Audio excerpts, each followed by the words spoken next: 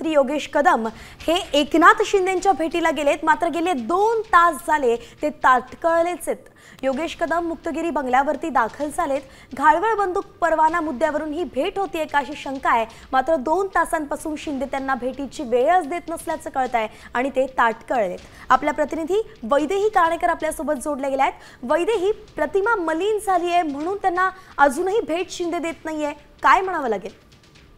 नक्कीच आपण बघतोय की सध्या गेल्या 2 तासापासून योगेश कदम हे एकनाथ शिंदे यांच्या भेटीसाठी मुक्तगिरी बंगल्यात दाखल झालेले आहेत। मात्र बंगल्यावर अजून त्यांची भेट झाली नसल्याची देखील प्राथमिक माहिती मिळत आहे। सोबतच गेल्या 2 तासापासून योगेश कदम हे बंगल्यावर असून एकूणच याच घाळवळ प्रकरणामध्ये शिवसेनेच्या नेत्यांची प्रतिमा मलिन होत असल्याची कुजबूज सध्या शिवसेनेच्या नेत्यांमध्ये होत असल्याची माहिती मिळत आहे। त्याच्यामुळे या प्रकरणामध्ये नेमकं आता काय कसं हे प्रकरण हाताळलं गेलं पाहिजे। अर्थातच ज्या पद्धतीने हवंय त्या पद्धतीने प्रकरण हाताळलं गेलं नाहीये म्हणून एकंदरीतच पक्षाला याचा फटका बसतोय। आता isakal.com आहे देशातील नंबर 1 ची मराठी न्यूज वेबसाईट। प्रत्येक अपडेटसाठी isakal.com ला नक्की भेट द्या।